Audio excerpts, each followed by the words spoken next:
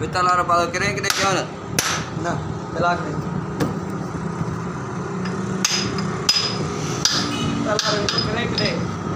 પિત્તળવાળો crank ને કહેવાય.